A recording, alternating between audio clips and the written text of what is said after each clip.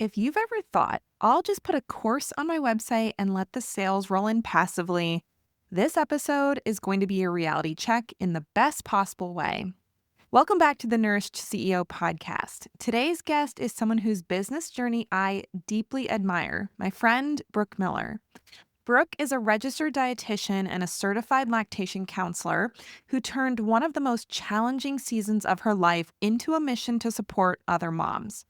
After her son was born prematurely with Down syndrome and needed open heart surgery, Brooke found herself overwhelmed, exhausted, and putting her own needs last. But through healing her body with nutrition, she not only reclaimed her energy and her health, she also created the Postpartum Shift, a powerful program that now has helped thousands of women thrive during early motherhood. In this episode, we're diving into the real story behind her successful low ticket business model, how she's building a thriving multi six figure offer, what it actually takes to market and scale something low ticket, and why so many people get it wrong when they think this low ticket path is easy or even passive. Now, there's a lot of buzz around low ticket offers, but really not enough talk about the work behind them. This episode pulls back the curtain in a big way. Whether you're considering this model or just curious about how someone like Brooke balances business, family, and her goal of having a huge impact, you're going to love this conversation. So grab your favorite drink, plug in those earbuds, and let's dive in. Okay, I am so excited to have with us here on the show today, Brooke Miller. Brooke, welcome to the Nourish CEO podcast. I think this Hello. is my first time interviewing you. I don't think I Yeah. ever did it for Fed and Fearless. I don't think so. No. No. So I think I've been talking about interviewing you for a while, but then I took a 2.5 year break from my podcast. So, things like that happen. And now I'm excited to have you here as one of our first couple of guests because we're going to talk about something that is potentially maybe a little taboo, and that is the good and the bad and the ugly around low ticket offers. So, just to set the stage for people, can you just give us like a quick overview of your business, your offer, the price point, just so everyone has a point of reference when we're talking about everything that you've had to do to make this actually work as a business. hmm Yeah. So I started my business with one-on-one. I was running a low ticket membership with a business partner for 3 years. We ended up stopping that company and going our separate ways just because we both felt a strong calling to go in different directions, and we're still on good terms and everything. And then yeah, I created my current offer about 18 months ago. So it is a postpartum nutrition course, and it's also there's a bonus of my breastfeeding course as well. And so they get access to both of those, and it's on my website for $500, $497. And if you attend my webinar, there is a 40% off discount. So then they can jump in at $297. And then there is a back end membership as well. So everybody who joins my program, they get 1 month free in our private community and group coaching. And then if they want to stay, they can stay as long as they want. So I really created this model when we had 2 kids. We were talking about trying to get pregnant again. We were on the fence about it. Well, my husband was on the fence about it. I was not on the fence about it. I always wanted 3 kids.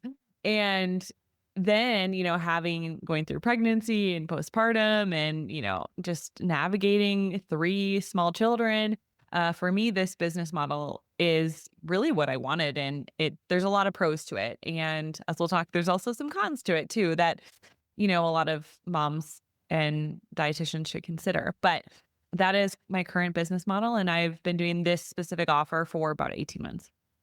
I don't know why it seems like you've been doing it longer. It's weird that it's only been 18 months, at least for Yeah. me, because I'm like, wait, your daughter is like going to be a year this year, isn't or Uh-huh. this summer, Yep. right? So it seems like it should have been longer than that, but 18 months. And you used to do higher ticket stuff I've back in done the a day. mix. Yes. So back in the day, let's see, when I was running the membership, it was a low ticket membership and with my business partner. And any time that somebody wanted to work one on one with a dietitian, she's like, that's not for me. You take them. So I was doing all of the one on ones. And then I did run some higher ticket groups. They were really small groups, like 2 to 6 people. And then I would run cohorts of that. And I really enjoyed that. And what I realized about myself is while I don't mind doing one-on-one, I really realized where I thrived was in a group environment. I Mhm. love getting on a coaching call and having, 2 to 30 moms on there asking questions, moms supporting one another, and I really get off those calls energized. Mhm. Whereas sometimes when I would have too many one-on-one calls in a day, I would, leave just drained and depleted. Mhm. And so I realized through high ticket group coaching and also the low ticket membership group coaching, and now what I'm doing now, I realized this is where I am meant to be is in that group environment. Mhm. And what spurred the decision to switch from that higher ticket group style into the low ticket course membership combo? I think part of it was I really wanted to impact thousands. I was like, I want to help thousands of moms in a year, not just a handful. Mhm. Um, and I realized that so much of what I taught, I was reteaching over and over and over and over again. And I was like, what if I created the main core content that people can kind of do on their own? And then for those that want to go deeper, that's what the bonus workshops are. That's what, our coaching calls are for, where we can really dive deep with the people who want to go deep. And then the moms who are, in the trenches of postpartum and they're like, I have 5 minutes to listen to something on a walk. It really works well for my ideal client, like Mhm. this mix. And so it was part of it just asking what is going to work best for my ideal client Mhm. in this stage of life and what's going to work in my stage of life. I frankly don't have 20 hours a week to get on coaching calls. I don't even have I need so much flexibility with my schedule, so much. For me to commit to 1 hour a month of group coaching feels very freeing to me that then the rest of my schedule is up to me. I get to Mhm. plan my days. When I want to record podcasts, when I want to whatever time I want to hop in and support my community members, whatever time I want to create Instagram content. I love the flexibility and what I found was when I had too many group calls or too many one-on-one calls, for me, I just think I hated being in that bubble, and part of it was, I have a son with special needs, and so he's out sick a lot, and so there were times where I was, having to cancel calls or move clients around, and then, we experienced 5 miscarriages, so, I had multiple missed miscarriages where I needed surgery, and I just remember, I was getting an emergency surgery from one of my miscarriages at midnight, and I am messaging all my clients the next day like, "Hey guys, I'm not gonna be available to do the one-on-one calls. I'm in the hospital right now." Just all these things started happening where I was like, I just really value the flexibility. And so for me in this stage of life with small children who my baby's still home with me all day. I don't have childcare right now for her. My older son is in therapy 30 hours a week, and then my 2-year old who's almost 3, he is in part-time preschool. And so for me, I love just having that flexibility with my day and my schedule. Something else I think I'm actually getting evaluated for ADHD because I think part of it is just my brain doesn't function in the way of routine and I love that every day is different and I love kind of going with my gut of oh, this is what I feel like doing today. This is what I'm gonna do today. But I know a lot of dietitians are not like that.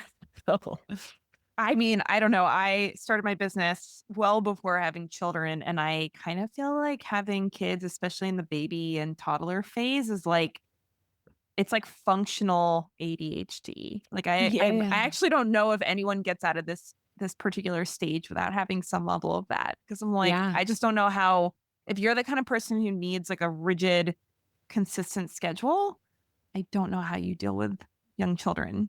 Yeah. It's a lot. And I think it's one thing if you have dedicated childcare and or somebody coming to watch your kids or a nanny or, I think it just makes that aspect of the business so much easier. Getting on one-on-one calls, getting on group calls and dedicating more of your day to that, I think it's more realistic, but for me, I wanted the first year, or 2 to be home with my kids. Mhm. And yeah, so I think it's really totally up to what does your life look like and what is going to work best for your ideal client? My ideal Mhm. client right now, if I were to say, hey, we're going to do a high ticket group and you need to meet every week for a call, I don't think that my ideal client could make that happen. Yeah. And so it is also, whereas, if you have women who aren't in this stage of life, maybe they're perimenopause or, like there's so many different, maybe they're sports or athletes. They may say, yeah, I can hop on an hour call every week. No problem. Like they may thrive with that. And Mhm. so it's really, really trying to determine like, what does your ideal client need? Yeah. Well, and even for me, I mean, I've had some offers presented to me as far as groups or programs are concerned. And like the price was fine. It was interesting. But then I find out, oh, it's a monthly call and we don't record them. And I'm like, okay, Mm, well, I'm not going to pay for that then because there's yeah. so many things that can go wrong that I might miss Right. the calls. And then if they're not recorded, what is the point? Mhm. Right. So, Yeah. and I got the reason that that's the way that the offer was created. But like you said, Mhm. if you're early postpartum, young children, mom, multiple kids, it's just like that you need to have some amount of flexibility where if you have to miss something, if you have to change something, it's not like Mhm. your entire week just gets blown Yes. up. So I get it. Okay. So we've talked about why you transitioned to the low ticket offer, how that's been beneficial for you in this particular season of life. I Mhm. want to talk a little bit about some of the less attractive parts of this business model, not necessarily for you, but just in general, Mm. because I think we don't, I feel like in business, we don't talk enough about the fact that all business models have problems. All of them Mhm. have some sort of, as they say, poop sandwich that you have to eat to make that Mhm. offer work. And I see this a lot in like the online, like the Facebook groups and stuff. I know Yes. we're probably in a few of the same ones where it's like the dietitian Facebook groups where you get these people who say, I'm sick of one-on-one. I just want to, sell a course. I want quote passive income. And I kind of Mm. laugh to myself and I often think of you because I think about the fact that I'm like, this is not passive No. income at all. Like, yes, it's not delivery heavy, but it is not passive at all. And so Mhm. I really want to bust that myth Yeah. open on this show because I actually think it's really disingenuous if anyone's selling it as passive income. I just think that's like irresponsible if business Mhm. coaches are trying to make it sound like you can just plop a course on your website and now you're making a bunch of money from it. Yeah. So I want you guys, if you're thinking about low ticket, you got to listen to what Brooke's saying because she's doing it successfully. She's doing, six figures from this low ticket offer. Mhm. And there's a lot of stuff that she does that I don't even think I would wanna do necessarily, and I think there's probably a lot of you listening that if you hear what she has to do to make this work, you might be like, "Oh, maybe that's not the business model for me." So, Right. let's get dirty with this and look at, okay, what are some of the things that you've had to do to make this offer work that Mhm. maybe are like the poop sandwich you've had to eat to have this Yeah. business model? Yeah. Well, and I think every personality is so unique. So I would say 90% of my job right now, 90% of what my time and attention is going to is marketing. And I love it. I love marketing. I love being in a group of entrepreneurs and talking about business. I love it. It is, for me, it lights me up. And I know for a lot of dietitians, that is not where they thrive. That is not what lights them up. And I also love getting on group calls and chatting with my clients. But I know for what makes me happy, doing that a majority of the time, or let's say hours and hours every single day, I know for me, I'm like, I get a little bored of it. And that's just, again, my personality is very much like, okay, well, I'm talking about the same things that I know in and out because I've learned it and I've been teaching it for so long. And so I love doing those in like bite sized things where I hop in my community and I support my members and I hop on a call and chat with them. But I love the fact that most of my job is I like content creation. I mean, I definitely go through seasons where I don't love it, but in general, I love podcasting. Like I love creating my podcast for Mhm. my moms because it's teaching them value, but it's also marketing. Like you still have to know what you're doing with a podcast. Mhm. I love looking at landing pages and split testing. I love looking at numbers. I love diving into the data. Every single day, so I have a full-time assistant in the Philippines, 40 hours a week. That's part of it is I could not be running this low ticket business without her. And so having my full-time VA is crucial. I have an ads manager and, I had to fire and go through like this awful thing earlier this year where I had to get out of a contract from an ads company. They're not even in the US, but it was a hot mess. And so, I still have to meet with my ads manager every single week and spend a lot of money on ads and look at the numbers and manage a team in a sense of, I have some dietitians that work very part-time under me as well. And so it is, being a CEO, truly, I'm managing people and I'm looking at the numbers and I'm making sure that things are being tracked and I'm making big decisions. I texted my ads manager at like 7 p.m. last night and I was like, "Hey, I need you to increase the budget on this. Hey, I need you to turn this off. Hey, I need and I just expect him to do that because I'm paying him, right? And there's a lot of people out there listening who that probably doesn't sound fun for you to Mhm. manage people or to look at your numbers. And I think that the most important thing with low ticket is it's a numbers game. It's a numbers game. You have to know your numbers. What is your landing page converting at? What is your webinar converting at? What is the lifetime value of your customer over time? What is your customer acquisition cost? What's your return on ad spend? What's your earnings per lead? What's your cost per lead? If you don't want to know any of that or you don't care to know any of that, you're not going to be successful with low ticket. Like you just won't be. Mhm. I see it all the time where I will talk to a dietitian or even somebody who's not a dietitian in the space and they'll say like, "Oh, it's so much work. It's so much work for not a lot of money." And what they don't realize is it's a numbers game. So if you have 100 leads a month and you are selling a $300 product, you're not going to hit 40K months. Like it's not going to happen. Yeah. I mean, You know? 100 leads is even a lot more than I think what a lot of people are getting on a monthly basis. Right. So you have to look at, and I want to preface this too. Like I have a I would say larger Instagram audience. Not even, I don't even consider it large because I have friends with, a million and more. I have multiple friends with over a million followers. I have a lot of friends with like 300, 400K, 1,000 followers. And, I'm at like 75K or so. But Which, I even with, mean, that's still big. That's still I think a right. lot of people would hear that and be like, "Oh my gosh, 75,000 followers. That's huge." Right. And even for somebody with a following of 75,000 followers, I can't hit my business goals without running ads.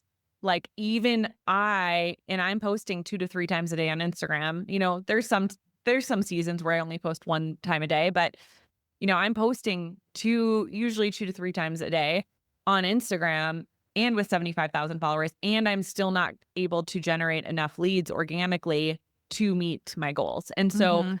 if you're hearing that and thinking that you're going to start hitting 40K months and you have 10,000 followers or less, but you refuse to run ads and you refuse to post 5 times a day, like you're probably not going to hit your goals Yeah. with low ticket. And at the end of the day, it's a numbers game. So you're either spending the time for leads, which Mhm. I think we all should be doing. I think we all need to be spending time organically in some sort of way, getting leads, generating leads organically, whether that's podcast, Instagram, TikTok, whatever that is. And if you are really wanting to scale your business, most of the time it's going to require ad spend. Mhm. And the more money, you spend on ads, the more leads you're going to get. But you also can't spend, frivolously. Like you need to know your numbers. You need to know what your lead cost is and what your lifetime value is of your Mhm. customer and all of these numbers because you need to make sure that when you are scaling with ads that you are doing it responsibly as Yeah. well. Well, and I think something that you haven't mentioned that I know you do a lot of because we meet every month as a little peer. I guess Mhm. it's a little mastermindy kind of group. And sometimes it's literally just me and Brooke, like either talking about just personal stuff or like I got a house tour from Brooke recently. It was beautiful. Mhm. And or, working on business stuff together, getting each other's eyeballs on things.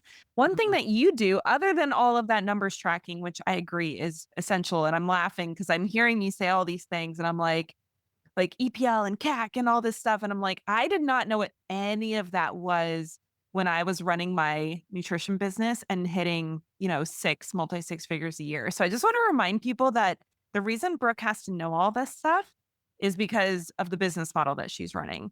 Not Right. to say that that's not valuable. Like for my clients who are scaling to 500 grand, a million a year, that kind of thing, that is helpful.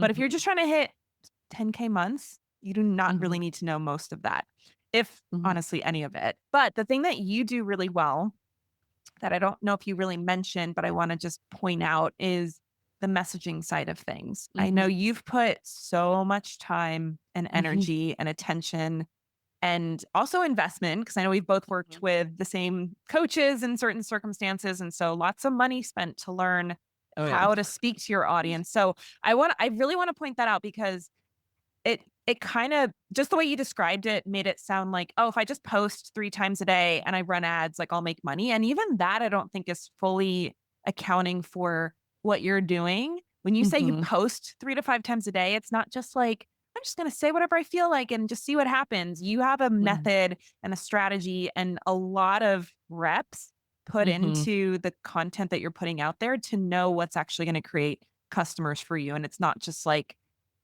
checking a box to get the post out. I mean, maybe sometimes it is. Like, I know sometimes it's just a matter of being seen, but you've Yeah. done a lot of work in the messaging department to get actual sales from those 3 to 5 posts a day. Yeah, and I think, part of it is niching down. When I was running the low ticket membership with Alyssa, we at the time, and I don't fall into this camp anymore, but at the time we were, oh, this is like an intuitive eating membership. And even that isn't, in my opinion, like niche down enough for having the success that most people want. And I think part of it, is it was like we had members in there who were 60, we had members in there who were 20, we had members in there who were moms, and we just realized like, you know, yes, it's a specific problem we are solving, but the type of person we're getting is kind of all over the place. And when I transitioned to postpartum and breastfeeding, which just made sense for me, I'm a lactation counselor.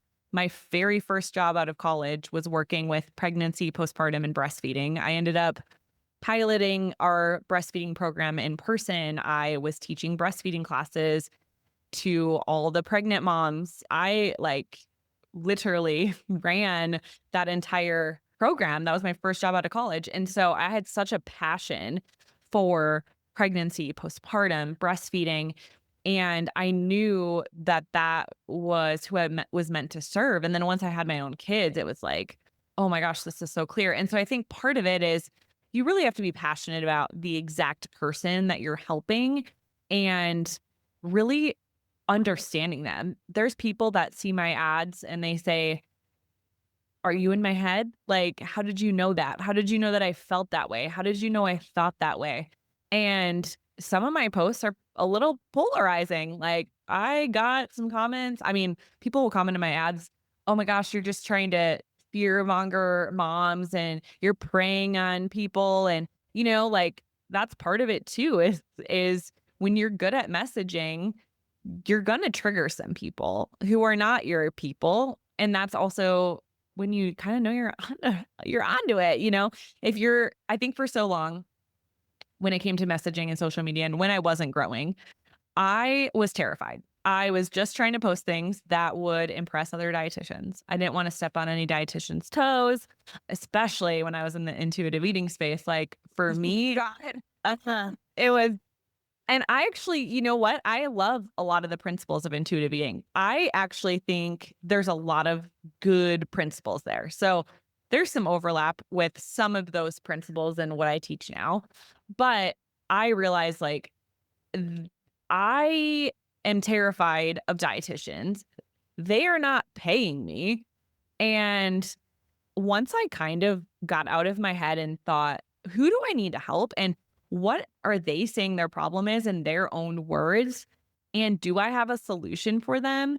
And how can I make them feel seen and heard and validated? And also teach them. For me, like my big domino belief is that, nutrition and your stage of life postpartum is very different than other stages, which a dietitian who's a sports dietitian could also say the same thing, because your dietitian as an or your nutrition as an athlete is different than your nutrition is for somebody who's not an athlete.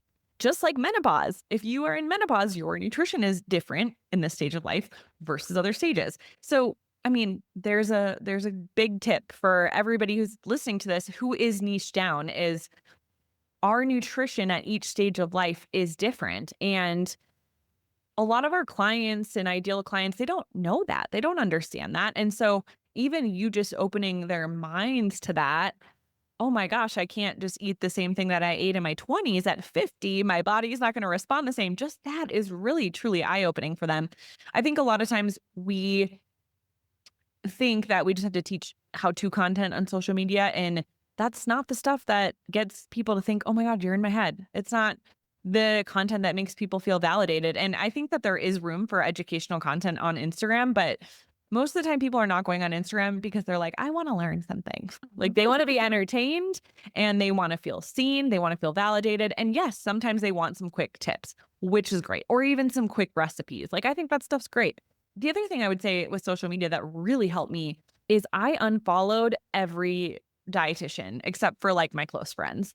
Because what I realized in 2020 when I started my business and I was in the intuitive eating space, all I was seeing was intuitive eating dietitians. And it was like my stuff just blended in with the rest of them. And it's not to say that that's like that they were posting anything wrong or I was posting anything wrong. It was that all of our stuff looked the same. And when I was only consuming other dietitians' content, that's all I was seeing. And so now when I go on Instagram, I see, I definitely see like speech therapists or sleep trainers or funny parenting memes, funny mom memes, lifestyle bloggers. Like, again, some dietitians that I'm friends with, but they're completely different niches than me. I don't follow anybody who's in my niche. I don't know who else has my niche. I don't care because I have my own message and I say it in my own way. And the other thing is like, I love humor. And so I mix in a lot of humor with my social media. And that works because that's my personality.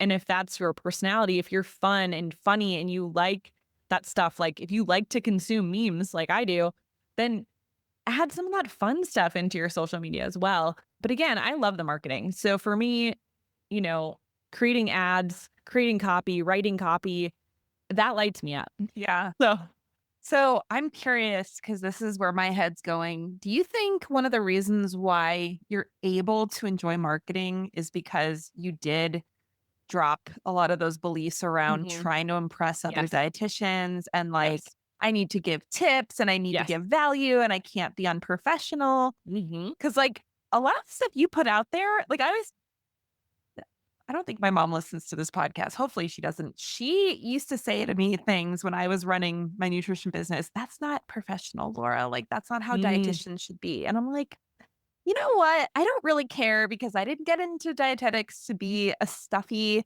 lunch lady in a lab coat, basically. Right. And so I don't mhm, care if people think I'm professional. This is working. I'm going to keep doing it. But I wonder how many people, and we're specifically talking about dietitians because both Brooke and I are RDs. So it's just a little bit easier for us to relate to that particular audience. But I think there's a lot of professionals, health experts out there that have this belief in their head about how they're supposed to show up online so that mhm, doing it actually isn't even fun for them or enjoyable because right. it's so many rules. And it's either the rules about how does a dietitian show up and don't step on any toes of like the anti-diet woke mob or whatever, right? It's like don't make them mad, but then also don't say anything that might get like a random stranger on the internet, like some random 50-year-old dude living in his mom's basement. You better not make him mad either. And then it's Right. like, better not have too much fun because that's not professional. And better not exclude anybody because we're supposed to help everyone. Like all of those stupid rules. Mhm, And then you layer on top all the rules that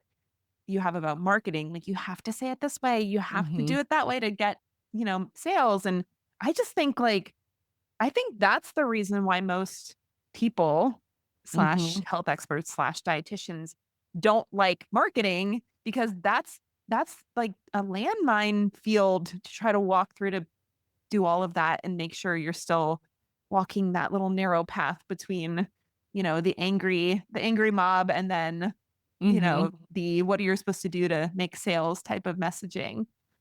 Yeah. Oh, 100%. And here's the thing, if you show up authentically you on social media, when your clients work with you in whatever capacity, they're not gonna be surprised. Like, how I show up on Instagram is how I show up to my coaching calls. And when people get into the community, they're not shocked. They're not like, "Oh, you're this stuffy, boring, whatever, monotone person with no personality." And then I get in and I'm like, "Hey, gal." Yeah, yeah. And vice versa, and I think it's so important to show up in the way that you would show up and the same energy and vibe that you would show up to your clients. And I'm an Enneagram 7. I love to talk, I love to be extroverted, and not everybody's like that, and that's great. But if you show up the way that genuinely show up, social media is so much easier, but people can sense that. People can sense when you are not being authentically you. And I follow people on social media that I see and I'm like, "Ooh, this is not authentic." And then, I'm gonna unfollow because I don't wanna I don't you can But just you you can just tell. pick up on it. Yeah. You pick up on it. Yeah. Yeah. And yeah, I think there's so much there, but I do think part of it is you are not here to impress other healthcare professionals or dietitians. Like, they are not paying you.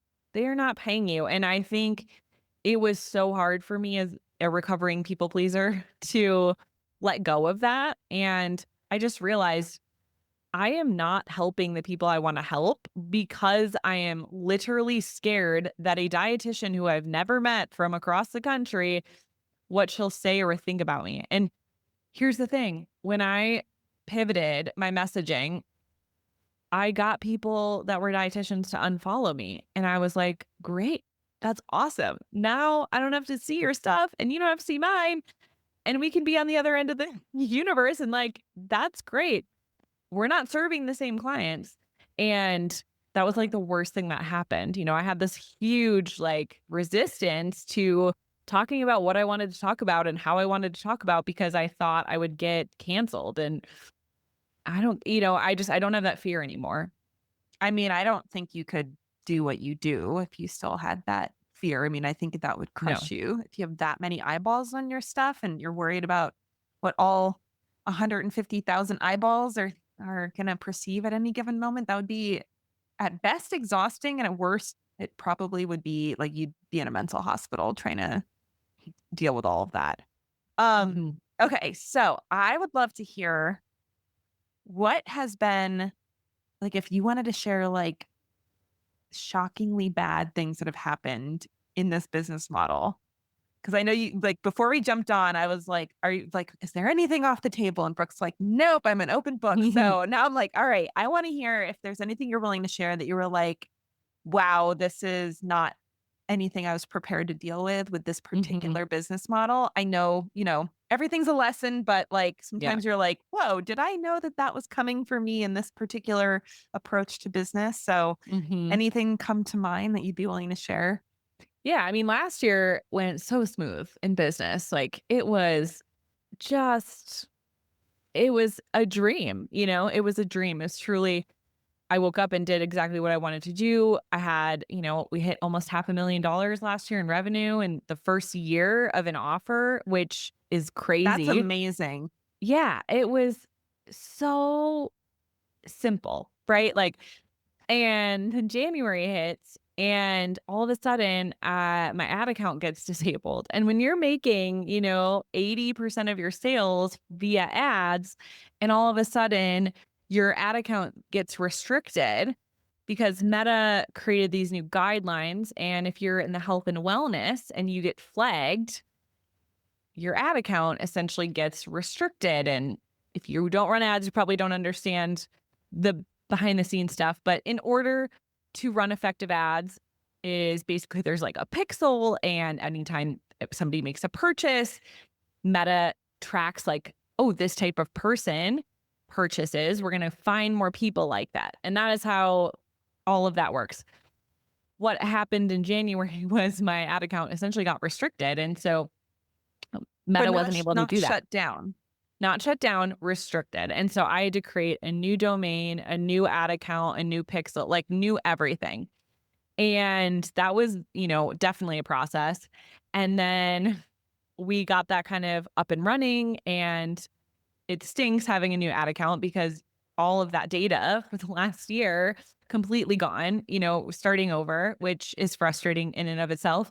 And then in February, I hired on an ad agency because part of me was like, I'm just going to throw money at this problem. And I hired the wrong people. And they spent thousands and thousands of dollars with 0 sales. Meanwhile, I was still running my ad account as well because I know how to run ads. Fun fact, that's something else that you need to learn how to do, which I love looking at the numbers and data with that. But I was running my ads at the time, and I'm telling them like, "Hey, I'm making sales and you guys aren't, and you guys have spent thousands and thousands and thousands of my dollars, and I've paid you fees." And anyway, had to get out of that contract, which was just a brutal start to January, February, March. Q1 was kind of a hot mess this year. And, some of that was my fault, like hiring the wrong ads people, definitely on me. But, that account getting restricted and all of that, like that was just something that kind of happened. And it was a big wake up call to how much I was relying on ads for my business. And it was a wake up call of, hey, I really need to really focus even more attention on organic sales, even though I had done well with that last year. But it just showed the importance of that. And, really I was very careful of who my next hire was for the new ad manager position. And, I'm really happy with him. But it's been a lot of trying to just kind of fix Q1. So Q2 has been, let's kind of recover from Q1. And, Mhm. we're definitely getting there. We're getting into a much better place, especially June has been a good month. But, really for me, I thought my year would look like last year. I thought in January, hey, this is our $1 million a year. We're going to hit 1 million in revenue. And now I'm like, let's just do 500,000 again and, recover. Let's do that, and I'll be totally happy and content with that. So, yeah, there's some fires that happen, and, I've been very fortunate, like, my assistant's amazing, but, there's, like, people I know who've had to fire their virtual assistants and, fire contractors and, there's fires that come up, and I don't know, there's been some really valuable lessons here. And I think the other thing that you and I have chatted about recently is, in January, I had these high hopes. Like, I want to hit $1 million a year, and then next year, I want to hit 2 million, and I'm just going to keep doubling my business and Forever. forever.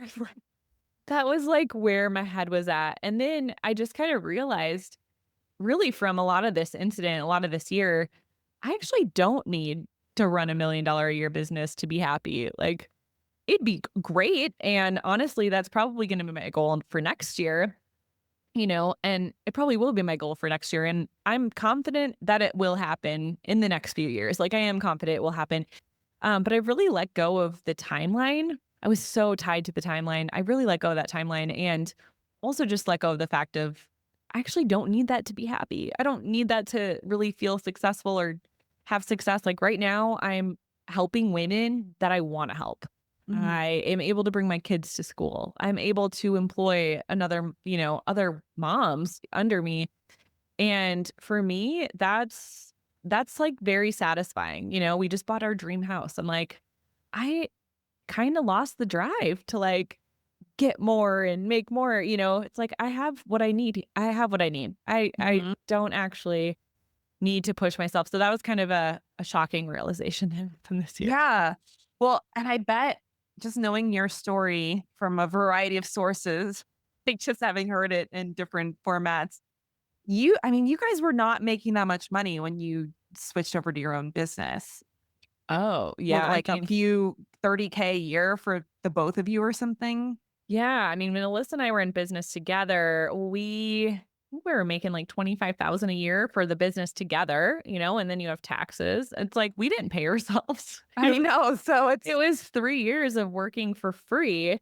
Mhm. And then really when we kind of split apart, I had like 6 months. I actually put out a different offer for a low ticket breastfeeding course, and it was only breastfeeding. And as much as I love helping people with breastfeeding, I realized like I went to school to be a dietitian and I love nutrition. And I Mhm. like talking about breastfeeding too. And that's why it's a bonus, so I can still talk about it in my program and I can still help moms with it. But I realized for me to be happy, like I actually need to be talking to my clients about nutrition Yeah. 90% of the time, Yeah. for me to have the fulfillment that I'm looking for. And so I'm kind of glad that that breastfeeding course like didn't pan out in the way that I wanted it to, because I Mhm. think it helped direct me into the right path. And sometimes that's what happens. And I think a lot of Yeah. people think like I think that this drives me nuts. I've seen this in so many dietitian groups where people are like, "Well, I created a course and like why aren't people buying it?" Like I can't even it is rare that somebody just clicks on my profile on Instagram, goes to the link in bio and pays for my course. And that's with 75,000 followers. And that's with 75,000 followers. Did it just happen like yesterday where somebody went to my link in bio and paid 500 for my course? Yeah, it happened yesterday. Does that happen often? No. I mean, No, not at all. if that was accounting for all of your revenue in a year, what do you think that might be like $5,000, 10,000 or something for the year? Maybe 3 to $5,000 a year. Wow. Wow. That happens.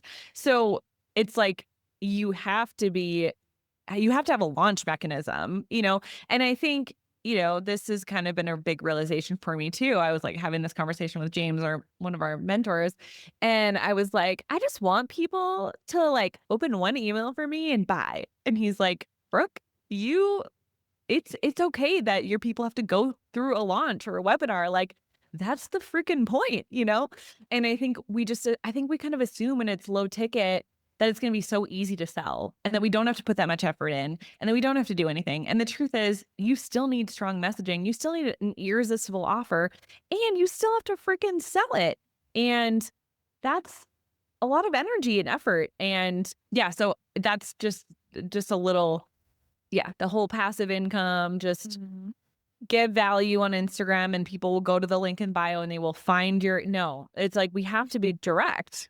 Yeah. Hey, come to this webinar or whatever, live launch, challenge, you name it. There's so many ways to do it. Provide value, shift perspectives, and have a deadline and an urgency and a call to action and be direct. Hey, here's my sales page. You want more help? Here's how I'm going to help you. And then freaking get people results. Like something else I'm doing this week that's been actually so fun is I'm re-recording my entire program, because the first iteration of your program, it's good. You'll you'll get people results and you'll start to realize over the course of the year or two, hey, there's some things that I'm talking a lot about on coaching calls that's not really in the course anywhere else. Mhm. Or, oh, you know what? I could say that better and more clear and more concise. And so my project for June is we're redoing the entire course from start to finish and just making it more clear, more concise, more visually appealing. My VA is great. I'm like, hey, let's make this pretty. Let's edit it this way. And so that's my big thing because at the end of the day, ultimately, I want people to get results faster and I want my people to get even better results. Mhm. They're getting great results, but I'm kind of asking myself in this quarter, how can I get people even better results? And so that's a big focus of this month. And it's really like ignited a fire again under me of, wow, this is really high value. This This is is really so good. I should sell good. more of this. I should sell this for, I should sell more of this. Yeah, exactly. So, you have to believe in your stuff. I think there's a lot of people out there who, they don't believe that their program can get people results. And if you don't have that belief in yourself or your ability or your method, then it's going to be hard to sell. So you really have to truly believe that, but you also have to get people results. If you're not getting people results, that's a problem. And I think a lot of times people think you have to do one-on-one and the only way that you can give somebody a result is through one-on-one. That's not true. I mean, you can absolutely obviously get people results one-on-one, but you can get people results from a course or a membership or a low ticket offer. It is a little bit more challenging, I would say, in a sense, because you can't be there to like, "Hey, are you doing this?" You can't have as much accountability as meeting with somebody one-on-one, but it's possible. Yeah. Yeah. I mean, I think the big take home here is it doesn't really matter what your business model is. You're going to have to do a lot of the same stuff anyway. Hmm. And it's really more about deciding how you want to spend the bulk of your work time. Absolutely. Because if you sell the higher ticket, let's just say it's like a high ticket, high touch, purely one on one, everything's custom. Hmm. Maybe it's like $3,000 to $5,000 per person. Obviously, you could sell two or three of those a month and be making six figures. And your profit margin's gonna be awesome. So your profit margin's gonna be better. Yeah, and you might have to be on more calls, you might have to be more available, you have to maybe there's higher expectations of what the results are from an Hmm. investment like that. So you just have to decide what you're more excited about, and Hmm. if you hate sales and marketing, then don't sell a course. And if you love it and you'd rather spend most of your time doing that and not have to be on calls with clients or not have to cancel calls when life is crazy, then learn how to sell and market a course. But I just think there's this belief that there's some magical path that you can take where it's like, I don't have to do any of that work Anything. and people will just buy from me. And it's like, that literally probably never worked. And if it ever did work, it's not in 2025. Well, and I want to also just be like super upfront too. Like we did almost 500,000 last year. That is not profit. Like that is not profit. We spent over $200,000 in Facebook ads. So I just also want to be transparent with those numbers because I don't want people thinking, oh, I can just make hundreds of thousands of dollars in low ticket sales and not spend any money on ads. Like Hmm. you need to be willing to invest. Now, does that mean that I just handed Facebook over, $200,000 last year in a one payment? No. It means I started at $30 a day in ad spend and then 60 and then 100 and then 200 and then $1,000 a day, And so it was like slow incremental growth, Hmm. but I just want to be transparent too because I had a chat with one of my girlfriends recently. She's a dietitian. She does one-on-ones. She's just starting to get into hybrid group stuff. And she made like 120,000 last year in revenue, but it was like 95% profit margins. And I said, "Girl, you're killing it. That's incredible." And she's like, "Yeah, but you like did it almost 500,000." And I was like, That's not 500,000 in profit." I was like, "If you truly look at like what I took home after taxes, after expenses, after paying my team, after Facebook ads, I was like, I'm actually pretty like I took home close to what you took home last year." And she's like, "Really?" And I'm like, "Yeah, there's just different models." Now Hmm. she was on calls way more than I was. Hmm. Last summer I barely worked. I worked 1 hour a day and I hit a $55,000 month. It was awesome.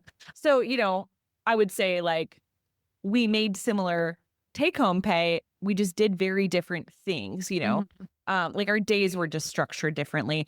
So I just also want to be transparent with that because I don't think a lot of people are transparent with profit margin. And Yeah.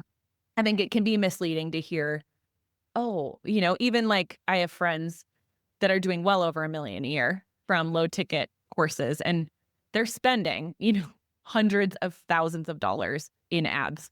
Hmm. If you're making $1 million a year from low ticket sales, like you're probably spending, 400,000 in ad spend, Hmm. So Yeah. I mean, I know there's some people who can do the organic thing primarily, but I think that's less and less these days. Honestly, I really think at this point, most businesses that are trying to grow beyond mhm. 200K are going to be spending money on ads. Well, and I have a friend who she has over 1 million followers. She's killing it with business. She has a low ticket course. She's not a dietitian, but she's still spending a ton of money on ads. It's like even somebody with 1 million followers is also spending a lot of money on ads. I have dietitian friends and other friends in similar spaces. They're not RDs. And yeah, they have, two, 300,000 followers and they're still spending money on ads. So, you don't have to, but it's how many organic leads can you get? And Hmm.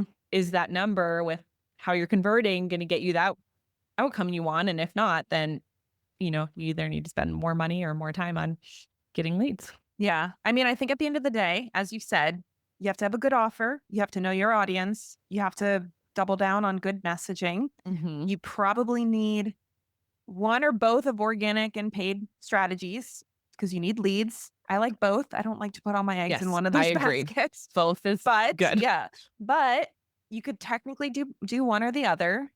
And it like at that point it's like it's just the different model and where you need to put your energy and time. I don't think anyone can get away with skipping any of those pieces. Doesn't matter what you're selling your offer for. So I hope I Brooke, we'll have to have you back on because I feel like I love talking about this stuff with you. And like, this is one of the reasons I'm so glad we meet monthly because I'm like, Yeah, it's it's so fun. rare to meet another dietitian who really enjoys this kind of stuff. And it's cool to see you applying it to the health space because Mhm, like I said, I might have run a little bit of ads when I was getting to like the, 250 a year in revenue for the dietitian business when I was doing mhm. nutrition, but mine was like mostly organic and it was mostly high ticket. So Yeah. it was a different business model, but it's really cool, now what I think like 5 years, 6 years later, now that I've really pivoted fully into business coaching, it's always cool for me to see what's working for different dietitians in the space. So I very much appreciate your openness, your honesty, your, willingness to share the good, the bad, the ugly, because I know that you love what you do and you love serving the clients you serve. You love your offer. You love the marketing and the sales and the numbers and all of that. And that's great. And I love that you're so willing to share the hard parts because I do think there's this like magical belief that, oh, if I just throw a $200 course on my website, I'll just be like making money from it. And it'll just be, my 100K a year program that doesn't require any sales and marketing or any ads investment or any, audience building or anything like that. So hopefully everyone is leaving this episode fully aware of what it takes to have a successful low ticket offer as a dietitian. Thank you for sharing all of that with us. I really enjoyed hearing your perspective on all of that. Yeah, thanks for having me. All right. We'll Thanks we'll for do a you. part 2. We will. We'll come back in 6 months and be like, all right, now what's working for that? Yes, So, all right. Well, absolutely. thanks for hanging out with us, guys. We'll see you here next week on the Nurse CEO podcast. Thanks. Thanks so much for tuning in to this episode of the Nourished CEO podcast. If you enjoyed this conversation and it brought you value, I would be so grateful if you would take a minute to leave a review over on iTunes. Your feedback not only helps more amazing coaches and practitioners like you find the show, it also helps me keep creating the kind of content that you want more of. Just head over to Apple Podcasts, search for the Nourished CEO podcast, scroll down and tap that write a review button. It only takes a minute and it means the world to me. Thanks again for being here, and I'll catch you on the next episode.